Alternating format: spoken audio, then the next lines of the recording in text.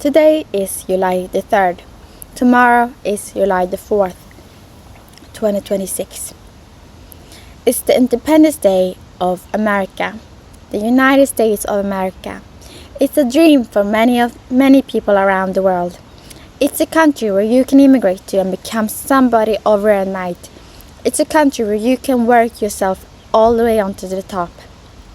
It's a place where singers and actors all have their roots. Most Hollywood singers and actors have their roots. It's a place where you can start a business and then all of a sudden it becomes successful because of the laws and the arrangement around it that makes countries succeed. America has, for the most part, succeeded in business and in theater and in a lot of things. America has its good sides, of course it has, with Americans all around the world, and of course in America, tomorrow is a day for them to celebrate all of their country's good deeds around the world and all of its good sides in the country and all of its wins and its achievements. But for many other people, I'm talking about the people in Iraq, Laos, Cambodia, who have all suffered major bombing campaigns. It's not a day to celebrate. Laos. The US carried out a massive bombing campaign during the Vietnam War.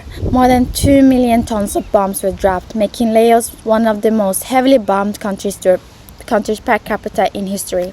Cambodia. The US secretly bombed Cambodia between 1969 and 1973. Hundreds of thousands of civilians were displaced. Iraq. The invasion was justified largely by claims that Iraq possessed weapons of mass destruction, which were never found. Millions of Iraqis were displaced and hundreds of thousands has been killed during the conflict's course. Vietnam. Millions of Vietnam civilians died during the conflict. The US used Agent Orange, causing long-term environmental damage and health problems that continue across generations. Afghanistan. The war lasted 20 years. Hundreds of thousands of people, including civilians, were killed throughout the conflict. The withdrawal in 2021 ended the war, but left many humanitarian challenges. Support for coups and dictatorships. We're talking 1953 Iranian coup where they literally took down a democratically elected president.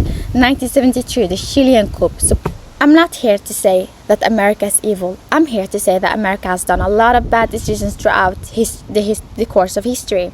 And today they are continuing to do that in Palestine, where a lot of people are dying because of the weapons being made in America and America supporting Israel. You as an American have the choice between staying silent as your forefathers did, or maybe your grandmothers that are still alive today did during the course of all of these events happening, or you can stand up and support Palestine.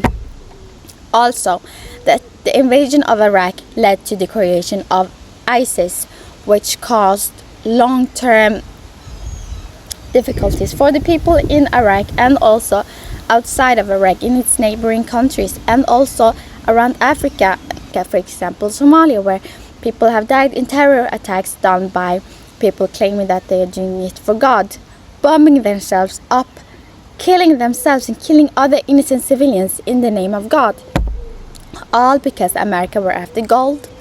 I'm not blaming it all on America because of course America is not only at fault, but you guys have to understand, if Iraq wasn't invaded and Saddam Hussein never fell, ISIS would probably never been created, because what creates terror organizations is the instability. It's the need of something. It's in the need of believing in something bigger. That if you do this thing like killing yourself, and that's like a small thing because you're already living. No, because that doesn't explain people killing themselves in Europe. Guys, I don't know why they're killing themselves. I don't know. You have to ask them.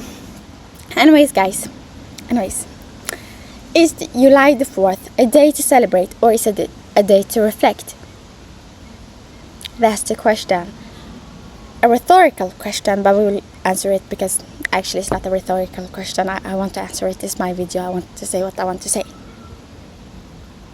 I think for you that maybe you're like, a 20-year-old American. You're living in some small town outside the big city.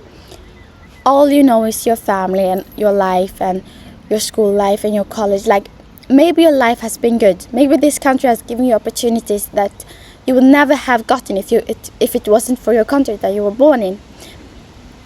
Also, I think it's natural to be proud of your roots and your community and your environment and the opportunities you got just because you're an American. Or like, you guys understand me. Like, of course you're going to be proud on July 4th. All I'm saying is, maybe during tomorrow, take some time off and reflect on your country's policies, on America's policies, on the United States of America foreign policies.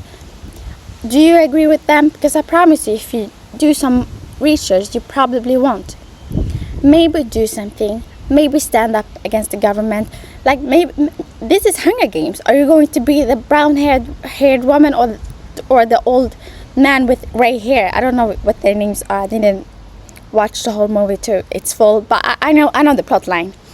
Who are you going to be? The freedom fighters or the big, fat, old, greedy, dictatorship following man? Are you going to follow a man, or are you going to bootlick him? No, of course not. I believe in you.